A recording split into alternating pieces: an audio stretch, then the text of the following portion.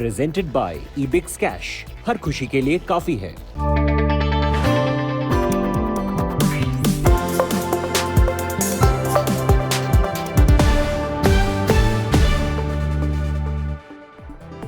Hello and welcome. You're with us here on Business Today. I'm Abha Bakaya. Here are the headlines tonight. Monday blues on Dalal Street as Nifty ends below 17,400. Sensex falls over 500 points, dragged by realty, oil and gas and PSU banks. Bumper listing for Tega Industries. Stock debuts at 68% premium, ends the day at 718 rupees, 5% lower than the issue price. Consumer inflation rises by 4.9% in November, well within RBI estimates. Maximum rise in edible oil prices. Vegetable prices fall on fresh arrivals. Workers of Uber, Zomato and other apps could get social security rights soon. Supreme Court sends notices to Centre and the companies on an appeal by the workers.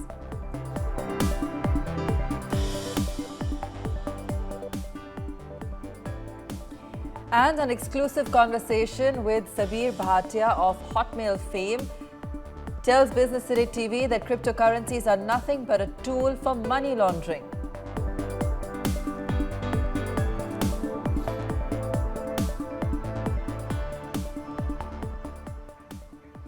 After starting the day on a firm note, markets plunged in the second half amid growing concerns over rising Omicron cases and global inflation. Sensex declined over 500 points to shut shop above 58,000. Nifty also plunging 143 points and slipping below the 17,400 mark. Investors lost about 1 lakh crore rupees today. Bajaj Twins, Reliance dragging the markets lower. M&M, Tata Consumer also among some of the top laggards.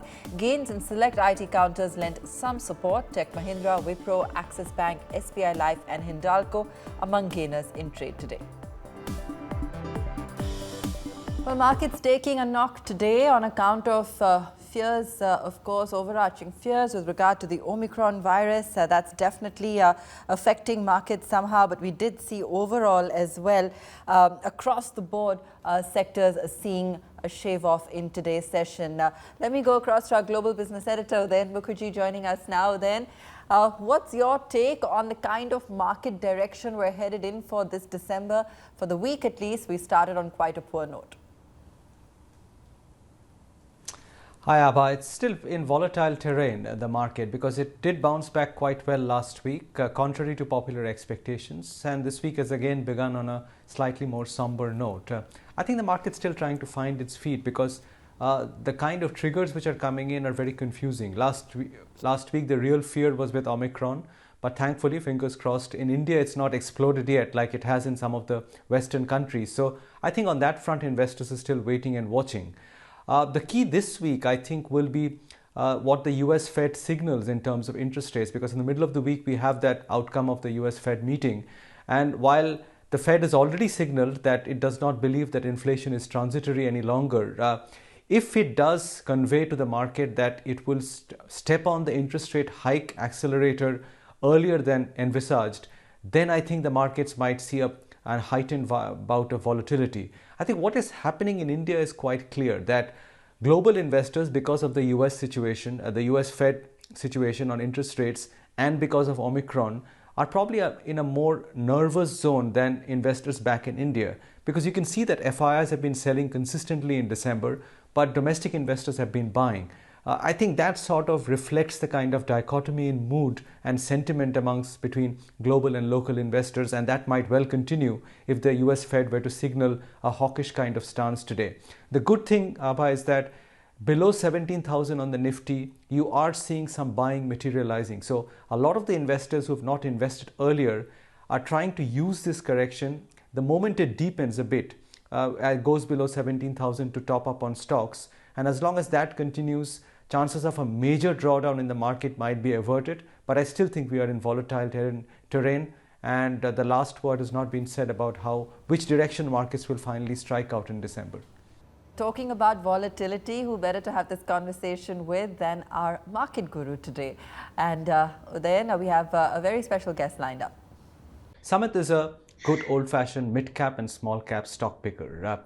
Over the years, he's has top of the line returns from the mid-cap and small-cap funds that he runs very successfully. And he's here to tell us whether it's all okay in the mid-cap world. Samit, it's a pleasure having you on the show today. Tell us, how are you feeling about mid-caps and small-caps today? Because we've had a great run-up. People have made a lot of money in the last 1 year, but now there are concerns with all that is happening in the environment, whether stocks have run ahead of themselves. Are you feeling comfortable with valuations in the universe that you handle? Right. No, you're right, Udayan. It's the valuations, at least in terms of the most common parameters that we follow. P multiple are high for sure. There is no question about it. But I have presented some analysis in my newsletter where I think there are a few parameters which I think are much more comforting. Few of those are, if you look at the price to book ratio, it's still at around 3.6, whether you look at the large cap or the small cap, mid caps, which is near the average of the market over the last 30 years, or if you look at last 40 years. And generally, whenever, price to book is a more relevant metric because it is much less volatile in nature, and it has much higher predictive power over the next, in the long run, whether it's a 5 to 10 years, it's much more correlated. So if you look at 10-year return, it's almost the R square, what you call, the correlation is almost 75%, which is pretty decent, right? But in the short run, the P multiple or price to book is just a random noise. There is no correlation at all. So just because the markets have gone up in the last year and a half, doesn't mean that it's not going to continue going up, because just looking at the statistics, there is nothing to prove any of that. What gives me comfort is also that if you look at the cash flow generation, it is at the highest level that we have seen. Generally at the peak of the market, the cash flow drops. The cash flow from operations typically goes down because the receivables increase, the credit cycle or the credit terms that a company provides to the customer also, goes up and it's loose, which is not the case right now. So the debt to equity ratio, typically the debt to equity ratio also goes up because there is a huge capex boom that happens towards the end of any economic cycle, which is today at the lowest level that we have seen in the last 30-40 years, right? So when you look at the fundamentals of the economy, they seem more towards the bottom of the cycle. But yes, there is a huge divergence between the valuation seems to be more towards the top of the cycle. But again, as I said, when you look at the price to book or whether it's enterprise value to cash flow from operations ratio, they're more towards the average. And that's where I think, I'm comfortable, which wasn't the case in 2017.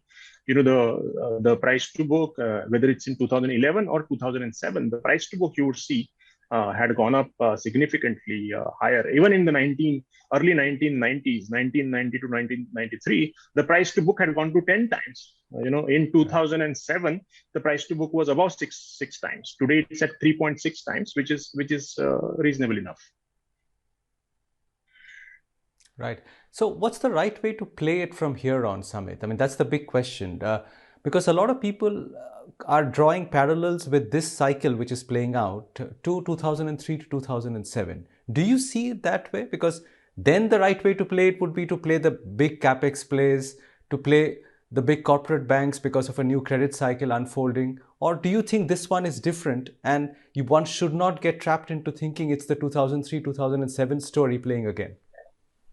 Right. No, you're exactly right. I think 2002, 2003 was the bottom of the economic cycle, and a lot of ratios seem similar to that. But the valuations in 2002, 2003 were probably 1/3 of what we see today. So that's a big difference. There are a lot of the growth is already priced into the markets. And then again, 2003, 2007 was sort of a once in a century kind of a boom cycle, where all cylinders were firing across, whether it was China going for a huge capex boom across the world. There were capex housing cycle which had picked up. Same thing was in India. India went through a huge infrastructure boom, real estate boom, and a big capex cycle where the financial sort of lending policies were pretty loose, and they continued. Today I think betting on similar things repeating, because we all know how sort of leveraged China is, and China doing the same as what they did in that period it seems extremely unlikely. Same thing is with the world. The world is laden with a huge debt, which wasn't the case in 2002, 2003. And India seems to be in a different position because India's leverage, even debt to equity at a GDP level, is pretty reasonable. The corporate debt to equity is below 30% of GDP, which generally used to be 70, 80%. China, at the same level would be at 200%. So there is a huge difference. So India, I feel, has a much higher potential of repeating that cycle.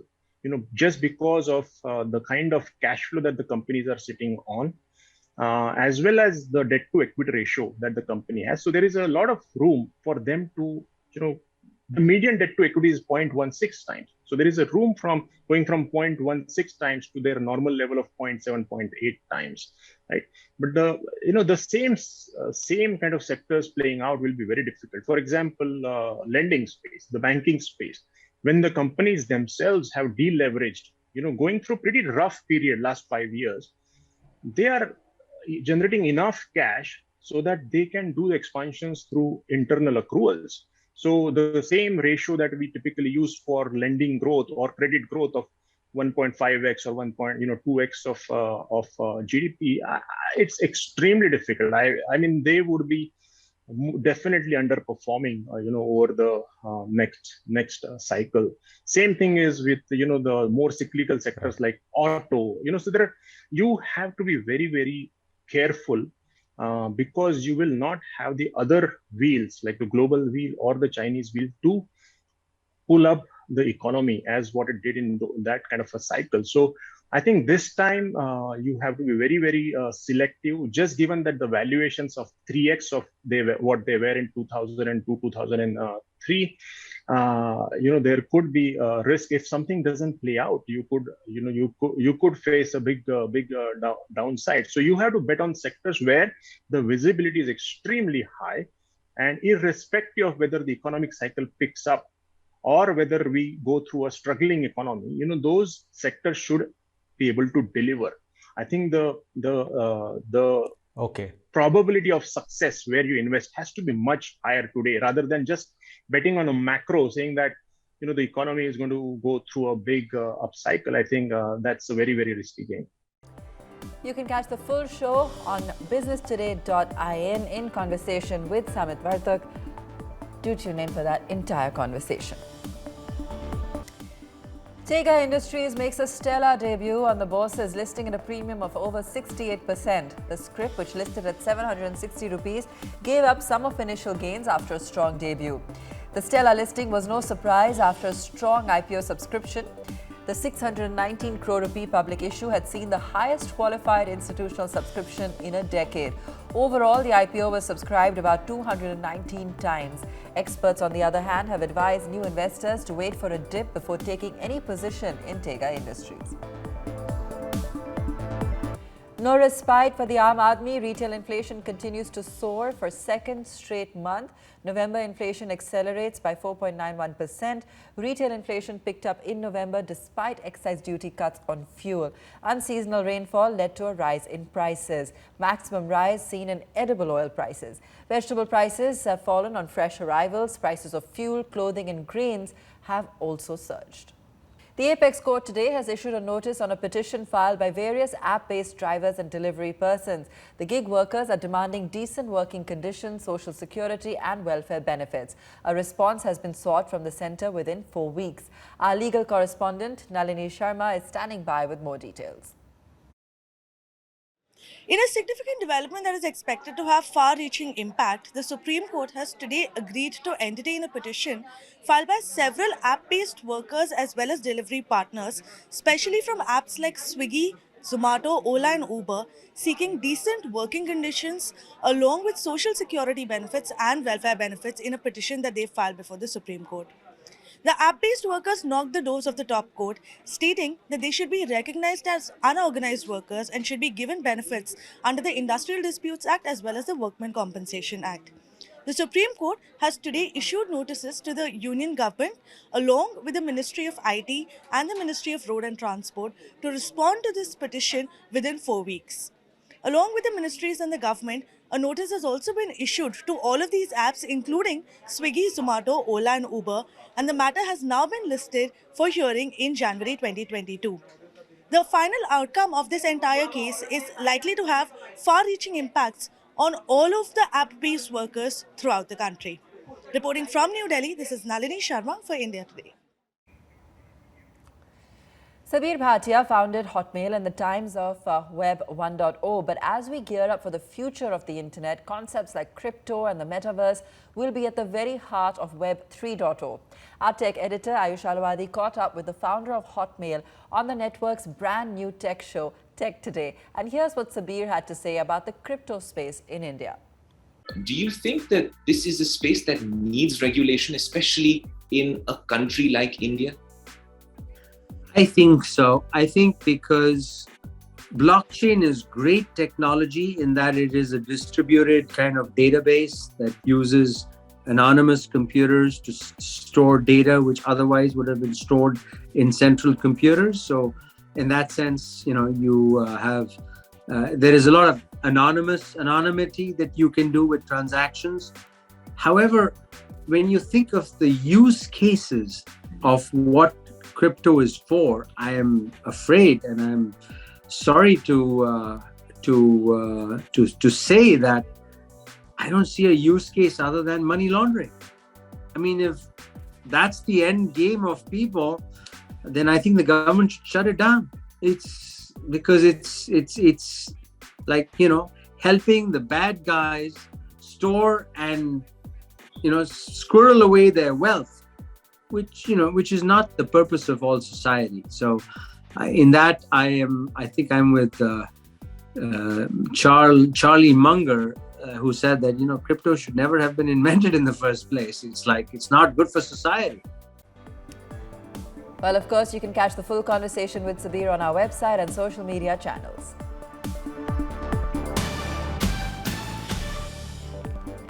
A 21-year drought ended by the 21-year-old Harnaz Sandhu. The girl from Punjab became the third Indian to be crowned Miss Universe at a glittering ceremony in Israel. What does this title mean financially for India's latest beauty queen? Here's a glimpse into the riches that the Miss Universe crown bestows. The big attraction, of course, is the Miss Universe crown, valued at $5 million, which reportedly has 1,770 diamonds in 18-karat gold. Sadly, the winner gets to keep it only for a year. What that person does with that title in terms of money is a lot to do with how she capitalizes on it and how she uses that fame to get endorsements or movies or brand representations or anything like that. So potentially it is a very, very lucrative title. However, Harnaz will be paid a rumored $250,000 in 12 monthly installments. She will have full access for a year to a posh Miss Universe apartment in New York and full transport facilities for all her travels around the world for a year. There will be a team of assistants and makeup artists at her beck and call, and also a year's supply of cosmetics, clothes, shoes and jewelry, all free. Today is a digital age. So you should represent something, you should speak a certain kind of philosophy. People should know you with a person of a certain kind of views. After all, it's a question that you answer on stage that wins you the title. So make sure your views are different, but steer clear of being too edgy that brands want to avoid you. Other perks will help Harnaz set up her career. This includes opportunities to build a modeling portfolio with top fashion photographers, access to exclusive events, parties, premieres and screenings. There's also a big fat bonus waiting for her at the end of her term, which depends on the sponsorship she can line up through the year for the Miss Universe organization. The win also catapults the winner to superstardom in modelling and, if she has the skills, in films. Sushmita Sen and Lara Datta, the only other Indians to win the title, owe much of their success to the Miss Universe title. Miss World winner Aishwarya Rai Bachchan and Priyanka Chopra Jonas, among others, would all have net worths in the high 8 figures. Not many know this, but the Miss Universe organization has a Donald Trump link as well.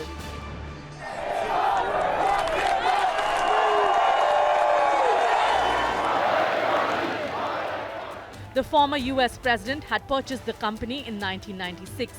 He sold a part of it to NBC in 2003, but after a falling out with the broadcaster, bought the stake back in 2015 and within days sold it all off to the current owners, IMG. Interestingly, in documents filed with authorities at the time of the sale in 2015, Trump valued the organization at between $5 to $25 million. And here's what else is making news in the corporate world. Grocery delivery unicorn Grofers is now Blinkit. This is in line with the startup's new business model to ensure 10-minute delivery as quick commerce makes its inroads in India's aggressively growing e-commerce market. The company has also outlined its plans to hire new employees as it expands its presence in the quick commerce space.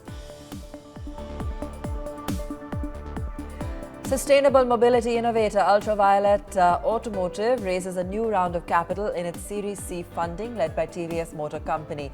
Zoho Corporation also participated in the round. Funds generated from this round of funding will go towards the production and commercial launch of its high-performance electric motorcycle, the F77. The first batch of these motorcycles will roll out in the first half of 2022. After a disaster of a listing on the bourses, Paytm has revealed that driven by a sharp uptick in loan dispersals, the company has seen a twofold increase in its GMV. Loan dispersals through its platform have grown 414% year-on-year in the first 2 months of the third quarter. The gross merchandise volume in the first 2 months of this quarter rose 129%. Its monthly transacting users also saw a growth of 36% year-on-year.